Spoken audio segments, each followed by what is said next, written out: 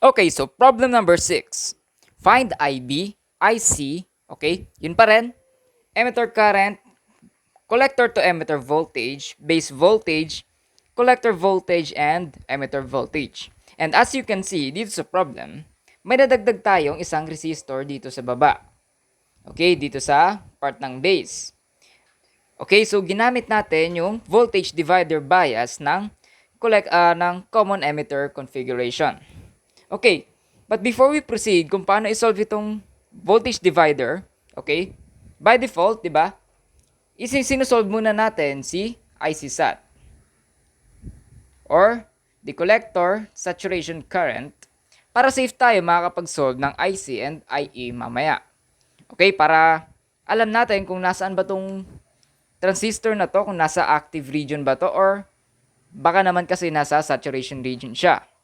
Okay, and just to make sure, sinusolve natin yung IC saturation current. And to solve for that, okay, i-assume natin na naka-closed switch ito si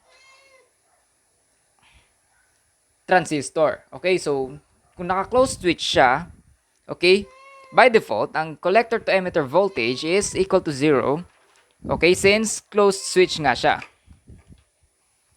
And to solve for the IC sat or the collector saturation current, okay, since naka-closed switch lang naman siya, okay, parang Ohm's law lang to, okay, the IC sat, okay, sa previous problems, dinederive natin siya, but for now, diretsoy na natin. So, IC sat, okay, by Ohm's law, okay, VCC minus yung voltage drop ng active, nung saturated na collector to emitter voltage, or the VCE sat,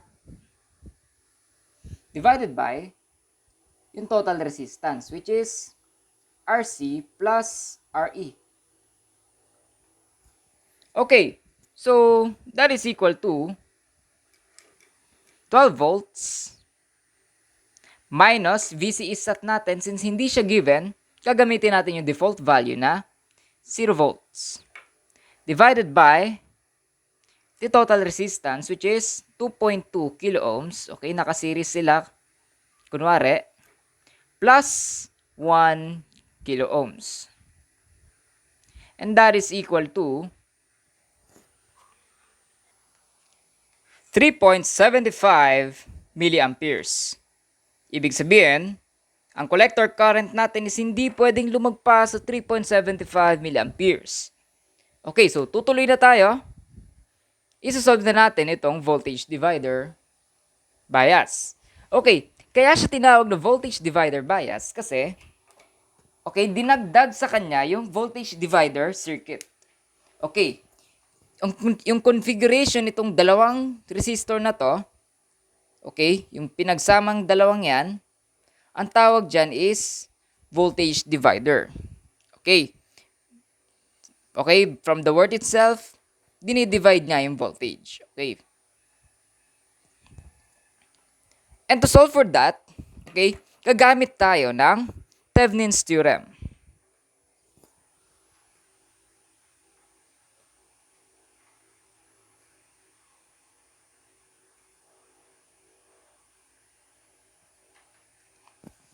Okay, di ba? Sa Thevenin's theorem, if meron tayong dalawang resistor na nakaseries, okay, and meron tayong Vout, okay, if this is the Vout ng dalawang resistor na to, R1, okay, resistor 1 and resistor 2, and meron tayong positive voltage, okay, or any voltage source, okay, pwede natin siyang i-transform into this one. Okay, magiging ganito siya.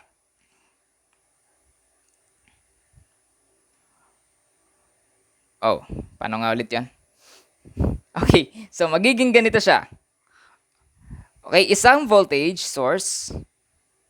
Okay, tatawagin natin siyang the Thevenin voltage or the VTH. And merong series resistance, tinatawag na RTH or the Thevenin resistance. Okay? And There you go. This is the V out. Okay. So, itong circuit na to, okay, itong network, resistive network na to, ita-transform natin para maging ganito. Okay, and given dito, ang formula for VTH, okay, the VTH, the Thevenin voltage, is equal to the voltage source, which is in this case is the positive 12 or the VCC. Okay? Positive volt, yung voltage source multiplied by yung resistor o yung value ng resistor na nakaparallel sa output. Okay, ano bang resistor yung nakaparallel sa output? Okay, yung resistor na nakaparallel dito sa output na to, which is itong R2. So, V times R2 divided by yung total resistance ng dalawang to na nakaseries, which is R1 plus R2. And to solve for the Thevenin resistance, okay, the Thevenin resistance is equal to yung value ng resistance kapag nagsukat tayo dito. Okay?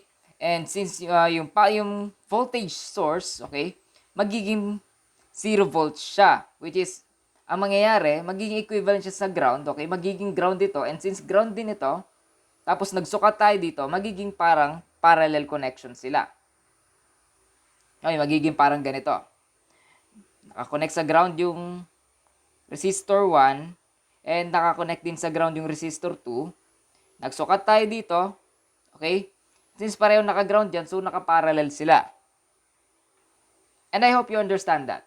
Okay, so, since nakaparallel sila, okay, the Thevenin resistance is equal to the product of R1 and R2 divided by the sum R1 plus R2.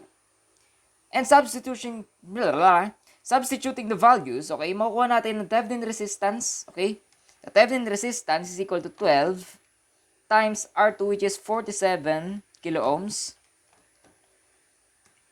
okay, divided by the total resistance, which is 470 kilo ohms plus 47 kilo ohms. Okay, so the value of the Thevenin resistance is 1.091 volts. While solving for the RTH or the Thevenin resistance, okay, papalitan lang natin itong nasa taas. To solve for that, substitute natin yung value ng R1 and R2. And the Thevenin resistance is equal to 42.727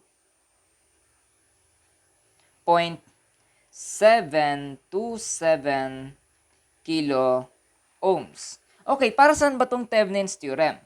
Okay, ginamit natin yung Thevenin's theorem para mas madali nating masolve itong voltage divider bias na to. Okay, kasi imagine if nag-KCL tayo dito, kunwari na, okay? Pag nag-KCL, KVL tayo, okay, may current dito, which is IB. Okay, alam naman natin yon.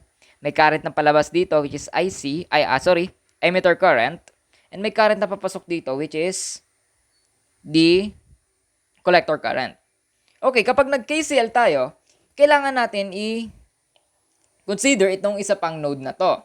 Okay, so meron ditong, okay, kung yung lalabas dito is IB, okay, IB yung lalabas dyan. May papasok na current dyan, which is I1. And may lalabas na current din dyan, which is I2. Okay, mahaba-habang solution ito if mag-Kirchhoff's laws tayo. Okay? In this case, mas madali na magte-Thevenin's theorem tayo. Okay?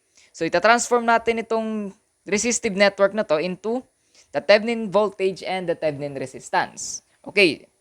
Now, i-redraw natin yung circuit since pinalitan natin itong network na to dito sa mas simple na network na to. So, magiging ganito siya.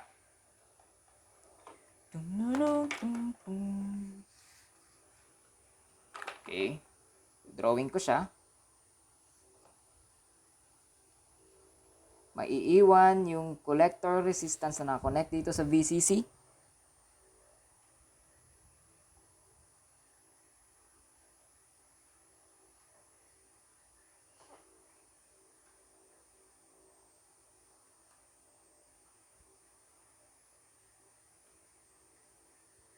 Okay, so emitter, base, collector, ground, and whatsoever. Okay. And tada! Ito na yung circuit. Okay? So, naging mas simple na siya. So meron lang tayong Thevenin voltage, Thevenin resistance, okay, base emitter junction, emitter resistor. At dahil dyan, okay, may piyok pa yon, pwede na tayo mag-loop. Okay, simpleng-simple na lang to. Pwede na tayo mag-Kirchhoff's laws. Okay, mag-loop tayo dito from the VTH or the Thevenin voltage, okay, okay, down minus the voltage drop of RTH, minus the voltage drop of base to emitter junction, minus the voltage drop of the emitter resistor. Okay, so tatawagin natin siyang loop 1. Okay, at galing sa loop 1, meron tayong equation 1. And equation 1, okay, will be equal to VTH minus, okay, may current dyan, okay, yung current na nandyan is walang iba kundi ang base current. Okay, and meron din current na palabas dito, same pa rin, the emitter current, and meron papasok na current dito sa taas, which is the collector current. Okay, so tuloy tayo. Ang voltage drop ng Thevenin resistor is IB times RTH. Minus yung voltage drop ng base emitter junction or the VBE. Minus yung voltage drop nitong resistor na to, which is IERE. That is equal to 0. Okay, para mas maging simple itong equation natin at para ma-solve natin ng isa, okay, yung isa sa mga hinahanap na to, kailangan natin palitan either dito sa dalawang to in terms of the other one. And in this case, pwede natin palitan itong IE para ma-solve natin itong IB. Pero pwede rin naman na palitan natin itong IB para ma-solve natin yung IE. Okay, so I prefer mag-umpisa tayo sa IB. Okay? Since siya yung input parameter, no? Siya yung input parameter nitong transistor or ng BJT. Okay, kaya inuuna ko siya lagi. And to solve for IB, okay, kailangan natin palitan si IE in terms of IB. And we know that IE is equal to IB times beta plus 1. Okay, so pwede natin substitute itong IB times beta plus 1 dito sa IE. So makukuha natin VTH minus IBRTH minus VBE minus IB times beta plus 1 times RE, that is equal to 0. And to solve for IB, okay, remind lang, no, meron na tayong VTH, meron tayong RTH, meron tayong VBE, okay, yung VBE is a primary constant, no, so kahit hindi siya given, meron tayong default value, which is 0.7. Meron din tayong beta and meron tayong RE. Finally, IB na lang ang natitirang unknown sa equation na to. So, ang gagawin natin, i-isolate natin si IB. Okay, una, ita-transpose natin siya sa kabila. Okay, since negative siya, magiging positive yan. So, mangyayari, VTH, the Thevenin voltage minus the base emitter voltage is equal to positive IBRTH plus IB times beta plus 1 RE. Okay, ang sunod natin gagawin, i-factor out natin, okay, itong base current, okay? Kaya natin siya transpose at kaya natin siya i-factor out ngayon is para ma-isolate siya, okay? Para ma-solve natin. So, VTH, the Thevenin voltage minus the base emitter voltage is equal to IB, or the base current, multiplied by the quantity of RTH plus beta plus 1 RE. And finally, to get IB, we will divide both sides of the equation by RTH plus beta plus 1 RE. Okay, so makuha natin, IB is equal to VTH minus VBE divided by RTH plus beta plus 1 RE. Okay, some of you might ask, Sir, pwede bang kabisaduhin na lang natin itong mga formula na to? Uy, humangin. Okay, some of you might be asking, okay, pwede niyong tanongin, Sir, pwede bang kabisaduhin na lang namin itong mga formula na to? Kasi masyadong matagal and time-consuming and minsan mahirap din mag-derive ng equations. Ang sagot ko dyan is, mag-derive kayo. Okay? Kasi, class, hindi lang limitado sa mga circuit na to, okay?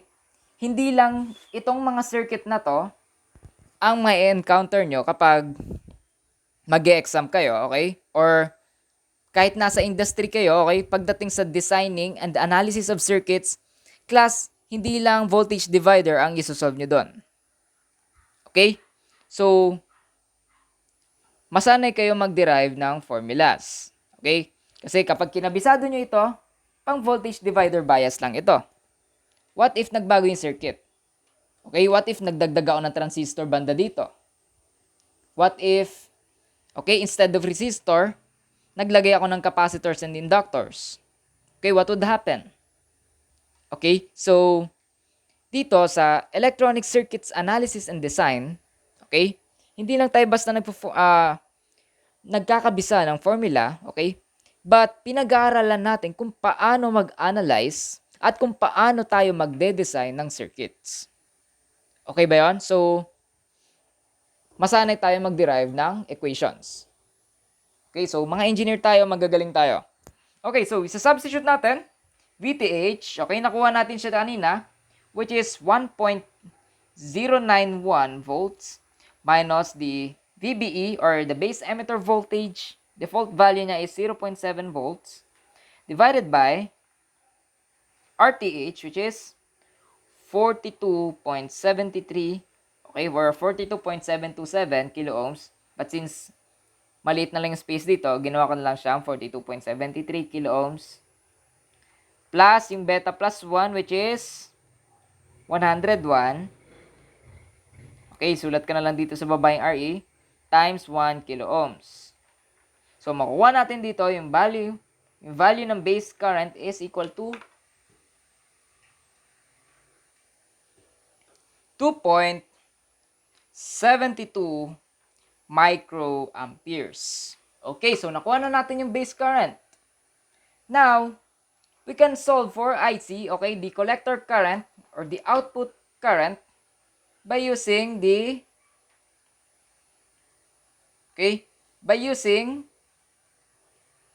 transfer function or the transfer formula. Okay, we'll solve that by substituting the IB, okay?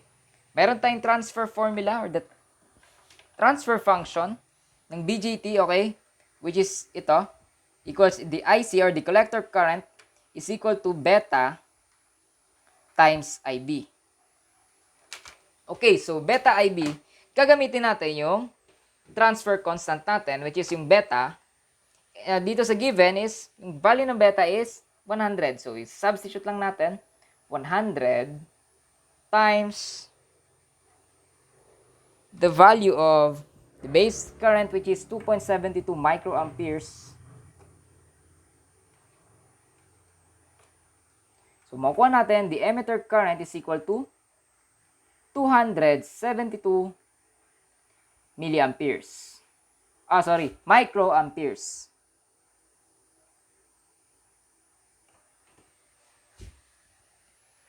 Okay, so, yung IC na nakuha natin or the collector current is less than, okay? Less than siya sa IC SAT, okay? Which is, ang value nga ng IC SAT natin kanina is 3.75 milliamperes. Ibig sabihin, okay, tama itong sagot na to, okay? 2.72 microamperes talaga yung collector current. Okay. Now, to solve for IE or the emitter current is equal to the sum of the base current and the collector current by KCL, okay, IB plus IC. And that is equal to 2.72 microamperes plus 272 microamperes. And that is equal to 274.7 microamperes. Okay, so meron na tayong IB, meron tayong IC, meron tayong IE. Okay? To solve for VCE, okay, magluloop naman tayo sa kabilang side.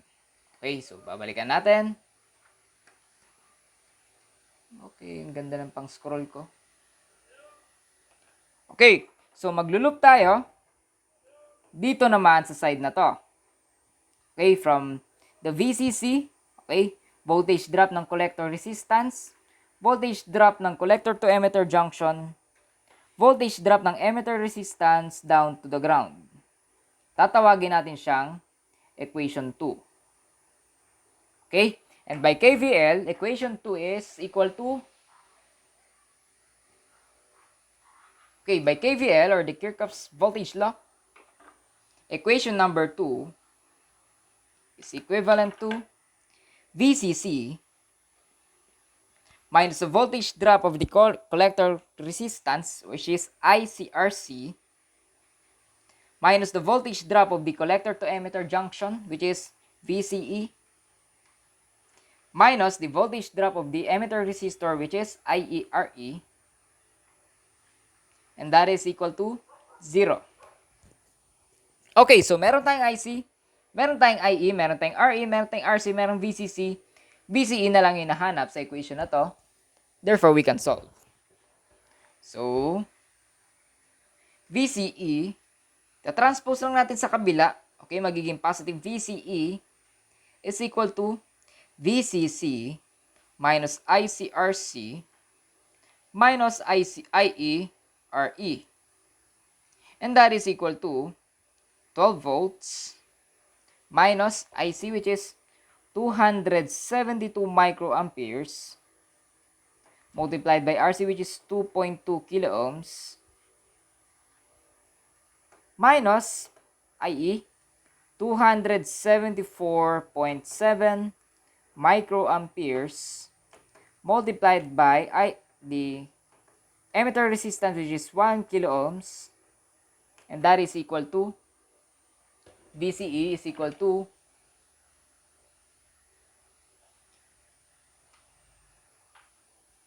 11.13 volts. Okay, so next, isosolve natin, okay? Isosolve naman natin yung mga voltages. Okay, isosolve natin for VB, VC, and the emitter voltage. And for that, okay, i-redraw ko lang yung circuit. Okay, so niredraw ko lang yung circuit, okay? And dito sa circuit na to, naka-indicate, okay? Yung base current, okay? Yung current na pumasok sa base. Emitter current or yung current na lumabas sa emitter. And yung collector current na papasok sa collector. And dilagay ko rin dito yung position ng VB or the base voltage, okay? Itong node na to. The collector voltage and the emitter voltage, okay? Gaya na explanation ko sa previous problems, okay? VB or the base voltage, siya yung sukat ng voltage, okay? If nilagay natin yung red na probe ng voltmeter, okay, dito sa base voltage and nilagay natin yung black na probe sa ground. Okay? Ang masusukat natin dyan is the base voltage. Okay? And if naglagay naman tayo, okay, nagsukat naman tayo, nilagay natin yung red na probe ng probes ng multimeter or ng voltmeter sa VC or sa collector, and nilagay natin yung kabilang probe ng multimeter sa ground, ang masusukat natin dyan is the collector voltage. Okay, ganun din kapag naglagay tayo ng probe. Okay, kapag nagsukat tayo dito, nilagay natin yung red ng voltmeter, okay, dyan sa emitter, and nilagay natin yung black na probe sa ground. Okay, ang masusukat dyan is the emitter voltage. And to solve for, okay, para makuha yung theoretical values, okay, isa-solve natin yan. And para ma-solve yan, okay, magluloop tayo from the source voltages hanggang dun sa point nung voltage na hinahanap natin. Okay, to solve for VB, okay, magluloop tayo from VTH hanggang VB. Tatawagin natin siyang loop number 3. And loop number 3 by KVL, okay, is equal to or equivalent siya sa VTH minus IB RTH minus VB is equal to 0. Okay, so tatranspose lang natin itong VB para makuha natin. VB is equal to VTH minus IB RTH. And that is equal to, okay, 1.091 volts minus IB, which is 2.72 microamperes times RTH, which is 42.73 kilo ohms. VTH na ay VB or the base voltage now is equal to 0.97 volts. Okay, and to solve for VC naman, okay, magluloop tayo from VCC hanggang VC. Okay, so magluloop tayo, okay, from VCC hanggang VC. And tatawagin natin siyang loop number 4.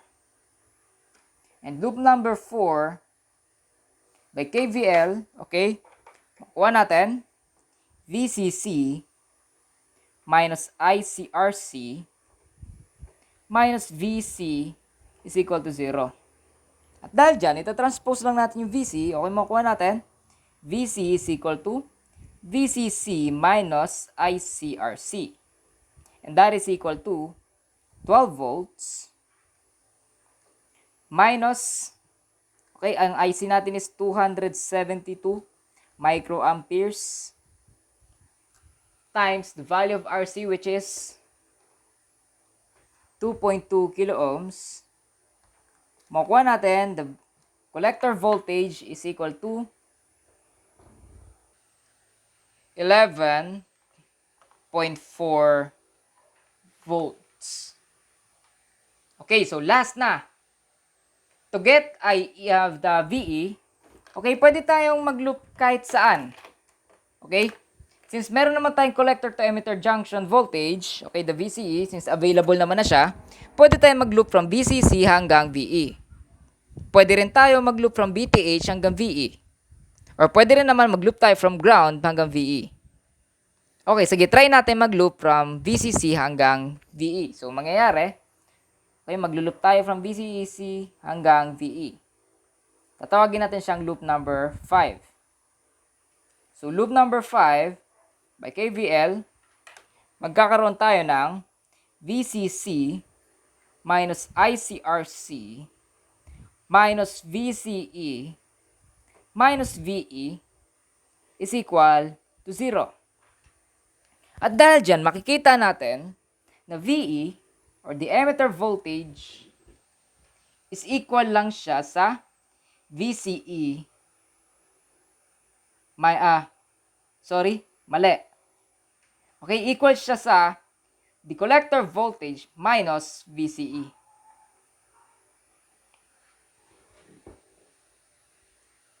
Okay, so substitute na lang natin, no? The collector voltage is equal to 11.4 volts minus ng VCE natin, which is, okay, 11.13. Makuha natin Okay, the emitter voltage is equal to 0.27 volts.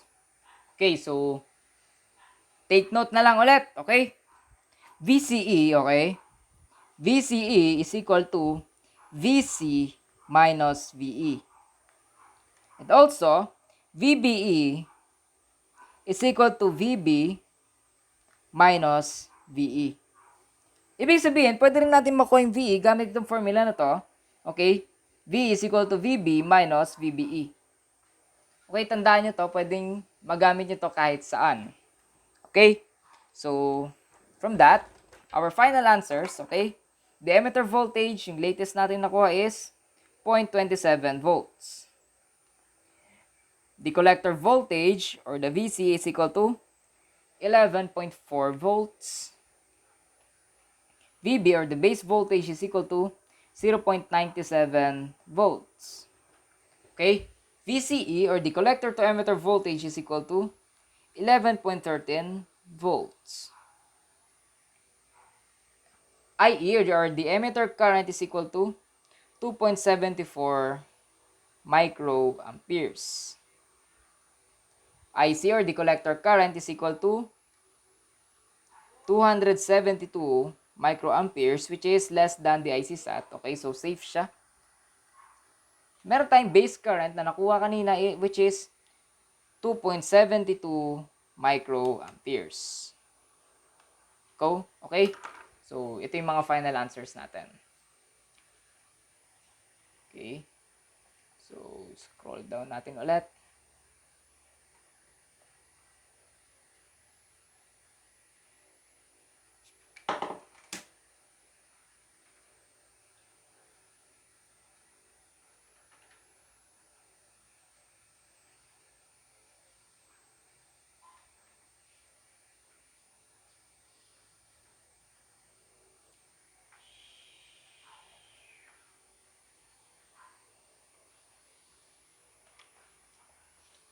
Okay. If you have any questions, okay, gamitin lang natin yung group page natin para nakikita ng lahat yung mga discussion natin.